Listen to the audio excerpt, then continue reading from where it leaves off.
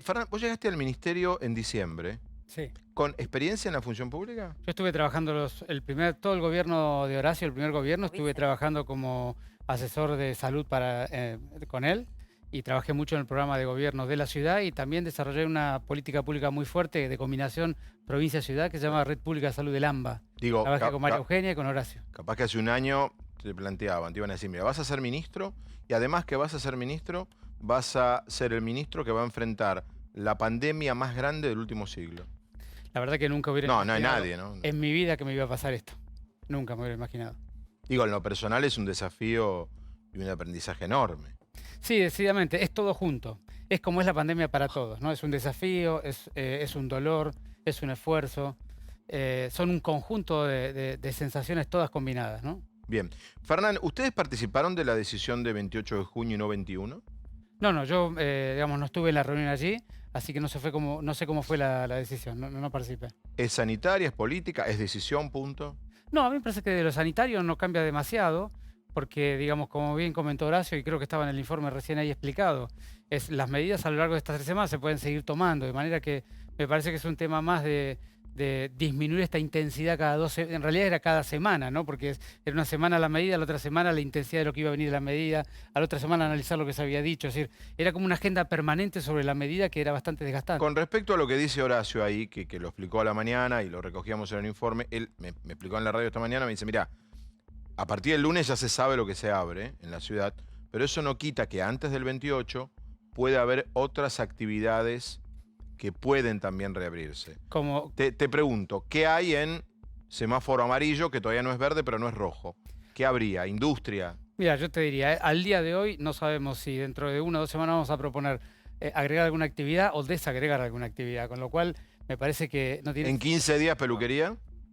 Depende cómo esté. Depende de los números. Sí, claro, nosotros decimos siempre, es semana a semana de acuerdo a cómo evoluciona la curva. ¿Y se puede traducir ese número? Es decir, a la pregunta de Fabián, depende del número. ¿Cuál es el número base, límite, para decir puedo abrir un poco más? Yo otra vez, o claro, ¿cuál es ¿cómo lo medís? Mira, es un conjunto de números que básicamente tiene con el número crudo, es decir, la cantidad de casos del día, la velocidad de crecimiento de los casos del día y el comportamiento social. Yo diría que esas son las 3 cosas que más nos determinan qué debemos hacer. Si seguimos con esta cantidad de números hoy en la ciudad, ¿podés pensar en 2 semanas en... Si el número que tenemos hoy no se moviera durante 2 semanas, sería una gran noticia, porque eso significaría que el R está en 1. El eso contagio. Claro, eso sería que la contagiosidad está en 1. Significa, sería una gran noticia. Todavía nunca logramos tener ese valor en todo el periodo de la pandemia. Acá está diciendo Gustavo que es 420 el número de hoy, que es más o menos el promedio de ustedes los últimos 10 días. Sí, estamos entre 350 y 420 allí. Hay que ver, Fernán, buenas noches. Sí, buenas noches. Hay que ver cuántos testeos hicieron, porque la ciudad venía haciendo en los últimos días alrededor de 1240. Digo, para medir bien esto. Yo te diría entre 1.200 y 1.500 es lo que venimos haciendo por día, sí. Eso es lo y que el día de hoy creo que es un número de 1.400 y pico. Después contemos porque mañana detectar no solamente es en los barrios vulnerables, sino mañana te puede tocar en tu casa de Balvanera. Lo que veníamos pidiendo hace meses, que era Coronel Díaz y Santa Fe. Después contémoslo, pues es importante. Bien, hoy le pregunté a Horacio y le digo, económicamente la ciudad está encendida ¿en cuánto?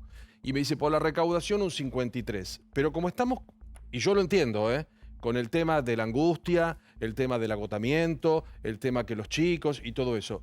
¿Ustedes podrían, como vos planteás, si es necesario en algún momento decir, tenemos que ir marcha atrás? Porque yo veo como que la sociedad hace su cuarentena a su estilo y como que no está muy dispuesta a retroceder si ustedes plantean algún tipo de retroceso. Mira, a mí me parece muy importante decir que los gobernantes gobernamos en tanto representamos a la sociedad y nos vinculamos con ella. De manera que todas las políticas de gobierno, sobre todo las sanitarias, que requieren de la participación y la construcción colectiva en muchos sentidos, requieren de una vincularidad entre el ministerio y la sociedad.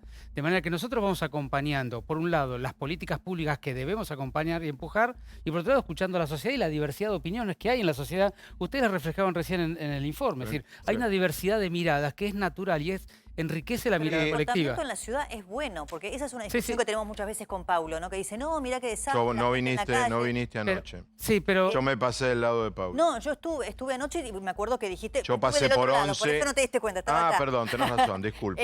No, yo pasé por 11 de hora. Bueno, mira, Pero una cosa es que la gente esté en la calle. Al otra mediodía. cosa es que respete el distanciamiento social. Por eso me gustaría saber la Claro, opinión del ministro. pero yo insisto en el concepto, Débora. Si nosotros somos capaces de proponer una política pública y la gente es capaz de tomarla y conducirla, significa que todavía estamos en condiciones de gobernar esta pandemia y de conducir esta pandemia en conjunto. El momento en que el gobierno opine una cosa y la sociedad opine otra, va a ser el momento en que la pandemia va a ser muy difícil de conducir. Bueno, Entonces, ojo, es muy importante lo que decís. Sí. Ujú. En las encuestas se empieza a ver más no que sí al acompañamiento a la cuarentena. Pero son dos cosas diferentes. Sobre todo en la ciudad. Son dos cosas diferentes, porque Débora estaba diciendo una cosa que es correcta. Hay gente, digamos, ustedes mostraron, 70, 80% de la gente está angustiada. Sí. Y eso es un sentimiento absolutamente normal en un ser humano que hace 3 meses que no sabe cómo va a seguir su vida. Entonces el tema no es molestarse o enojarse con esa realidad. El tema es poderla comprender y acompañar a la gente en el momento que está pasando. Y de eso se tratan las políticas públicas. Yo no me refiero a que estén de acuerdo o no con la cuarentena. Yo me refiero a que nos tenemos que poner de acuerdo cómo es la mejor manera de pasar esta pandemia. La ciudadanía porteña con el gobierno porteño coordinando y acordando políticas.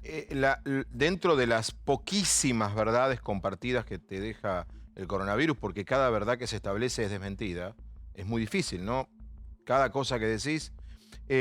Hay una duración de la curva. Es verdad que Argentina la alarga, pero da la sensación de que ciudad va adelantada a provincia.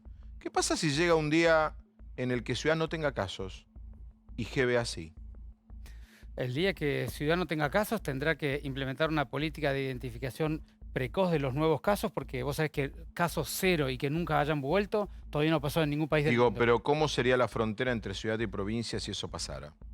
De la manera más contenida posible de la capacidad de contagiar de un lado al otro. La metrópoli no es divisible en términos físicos. Yo lo dije en multiplicidad de veces. O sea, esto no es Jujuy. Cierro y se es terminó. un conglomerado de 15 O sea, millones de aún en personas. el escenario que la ciudad tenga 0 casos y GBA tenga, por una cuestión de tiempo, Trabajaremos en nunca, jamás se va a cerrar y aislar a la ciudad de Buenos Aires. A mí me parece que eso es inviable. Digamos, el nivel de interacción e interdependencia Claro. que hay entre el conurbano y la ciudad. La convivencia. Además, ¿dónde se atienden? ¿En qué centro de Pero salud además se un atiende montón de tareas esenciales que se gente de hacen la ciudad a y la uno y otro provincia? lado, un montón de integración logística entre la ciudad y el conurbano. Es decir, eso es un pensamiento relativamente... Es imposible. Simplificar una realidad compleja, eso no es razonable. Bien. Ahora, hay un tema que a mí me preocupa mucho, que creo que lo conversamos cada vez que tenemos oportunidad, que es el tema de la saturación o no del sistema público de salud, porque Ujú. esa es la base de si se te descalabra todo o no en esta pandemia. Y me llama la atención, en la ciudad tenemos, si yo te cuento solo los residentes, 10.000, apenas un poquito más de 10.000 contagiados, pero tenemos 108 en terapia intensiva, es decir, que esto me da que hay un 10%, que es una tasa que duplica lo que siempre se dijo, que era solamente el 5% los que iban a terapia. Entonces, en este marco de que si vos tenés un 10%, ¿cuánto tiempo te falta para que te saturen las camas? Espera, primero, la cantidad que va a terapia intensiva no es la cantidad de camas ocupadas, porque cada persona que va a terapia intensiva te ocupa 10 a 20 o 30 días de cama. Si vos internás a un paciente en terapia Sí. intensiva y durante 20 días te aparece como una cama ocupada. Pero fue un caso. Es decir, los 108 que hoy tiene la ciudad en terapia intensiva no lo tenés que hacer progresivamente por los 10.000 Igual de que tenés 10, de contagio. Claro, hay que hacer bien la cuenta. Nosotros la tasa nuestra, yo la última vez que vi Igual esta de tasa... 10.000 es el 1%, Es ¿no? el 1, no el 10. Claro, pero 10.000 fueron a lo largo de un montón de No, tiempo. está bien, pero el Vos- 10.000 es un largo tiempo. Claro, tenés razón. El 10% son 1.000, Sí. el 100 es El 1. 100. Por Por eso, pero es que, Sí. es que ahí eso es tenés bajo, que... el bajo el Pero porcentaje ¿y por En qué de... realidad, entonces, el pero por qué porcentaje de entonces la- los científicos del El CONICET... porcentaje de la ciudad es de 4 puntos. De 4% lo tenemos medido. bien. Pero ¿por qué los científicos del CONICET siguen diciendo de que se satura el sistema sanitario de la ciudad de acá a 30, 40? Perdón, algunos dicen, no, No, todos. Bueno, algunos. No, hay No, es un informe, digamos, es un Es un informe. informe que yo lo voy a tratar de explicar bien a la gente para Vos que... lo has explicado, pero... Sí, lo vuelvo a explicar si Sí, lo necesitan. sí. Es, digamos, lo que ellos hacen es toman el R de la ciudad, un R un poquito sobreestimado por el valor que le ponen, pero en todo caso el R de la ciudad y lo proyectan de acuerdo a esta metodología CIR, que se ha descrito como metodología para proyectar la cantidad de casos que va a haber en la curva. Y digamos, lo que ellos hacen es la ecuación matemática de cómo sigue. Lo que pasa es que ahí hay una interpretación que me parece que hay que verla de una manera un poco diferente, que es, en la medida que los casos aumentan, hay dos cosas que cambian críticamente, que son las dos que determinan el R, que son las políticas públicas y el comportamiento social. Entonces, digamos, es poco razonable pensar que el R que hay hoy no va a cambiar por ningún motivo así todas las camas estén ocupadas y no haya más lugar para nadie. Claro.